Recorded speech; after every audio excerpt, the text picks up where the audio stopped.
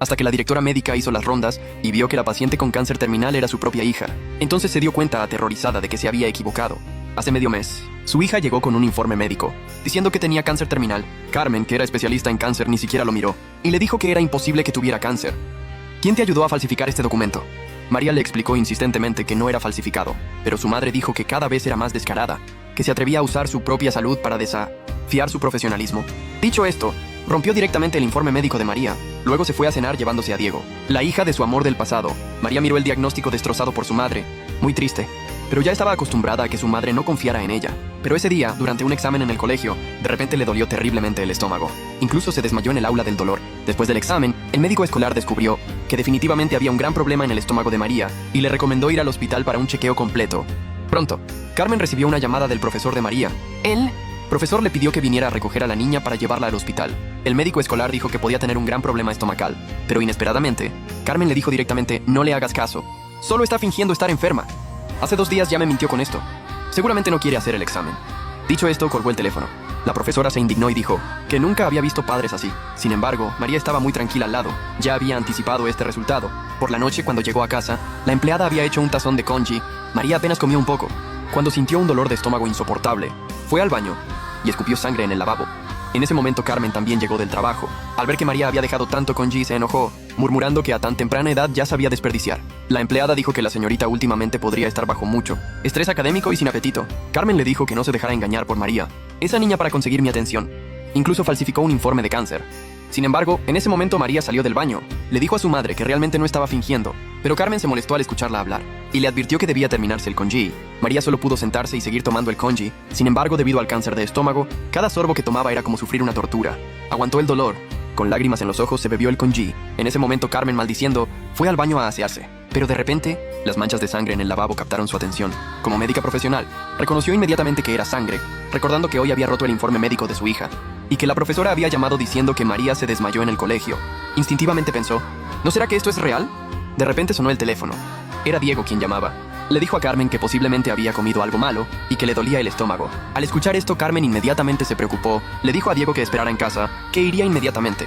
Pero después de colgar, al voltearse y ver esa sangre, Carmen pensó que seguramente la nariz de María había sangrado de nuevo y que intencionalmente puso la sangre en el lavabo para llamar su atención. Pensando esto, se tranquilizó pensando que no era nada y se fue a casa de Diego. Antes de irse, no se olvidó de decirle a María que no regresaría a dormir por un tiempo.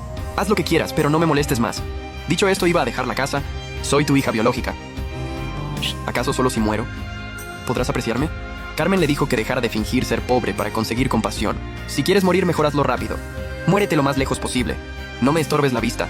Dicho esto, se fue furiosa. Al día siguiente, María volvió al hospital. El médico tratante le dijo que necesitaba quimioterapia y que para la quimioterapia también se necesitaba la firma de sus padres. María bajó la cabeza al escuchar esto. Le rogó al médico si podía firmar por ella. Su madre simplemente no creía que tuviera cáncer. El médico, viendo a esta pobre niña, le preguntó quién era su madre, que él personalmente iría a hablar con esta madre irresponsable. Pronto llegó a la oficina de Carmen en el hospital. Al ver que era el padre de María, el médico se sorprendió. Al entrar, le dijo a Carmen que él era del departamento gastrointestinal del segundo hospital y también el médico tratante de su hija. María ha sido diagnosticada con cáncer gástrico terminal. Este es el plan de quimioterapia. Carmen se enojó inmediatamente al escuchar esto. Le dijo que ella era especialista en cáncer gástrico, que sabía muy bien si su hija podía tener cáncer. Carmen le preguntó cuánto le había dado María. El informe falso de la vez pasada también lo hiciste tú, ¿verdad? El médico, al escucharla hablar así, se sintió increíble. Le dijo a Carmen: ¿puedes prestar atención a tu hija?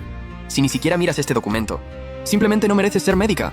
En ese momento, una enfermera vino a decir que a Diego le volvía a doler el estómago. Carmen, al escuchar esto, corrió inmediatamente a la habitación. El médico tratante de María se quedó atónito. ¿Cómo puede haber en este mundo una madre tan fría hacia su propio hijo? Cuando Carmen llegó a la habitación, rápidamente examinó el cuerpo de Diego. Su colega le preguntó: ¿no tienes miedo de que María realmente tenga cáncer? Ahora el médico del segundo hospital vino personalmente a buscarte. Carmen le dijo que era imposible. María desde pequeña rara vez se enfermaba. Es imposible que tenga cáncer gástrico.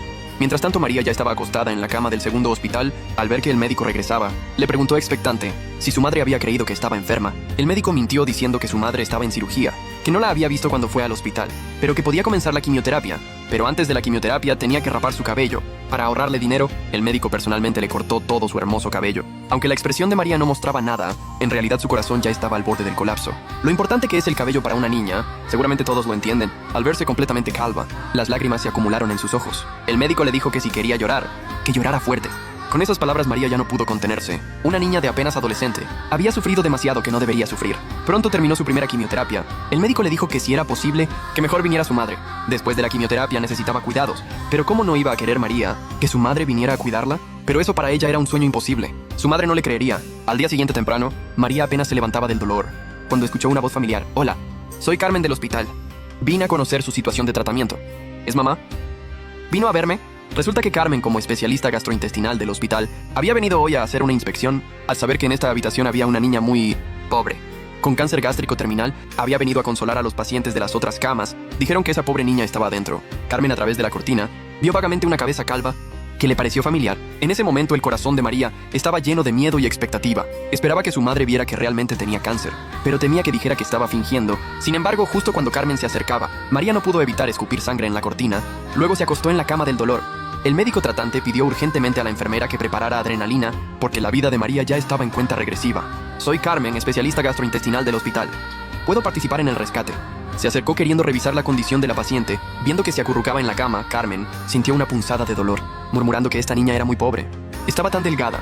Mientras tanto, María en la cama estaba de lado, pero no se atrevía a moverse. ¿Qué le pasa a esta niña? ¿Inconsciente y aún tan terca?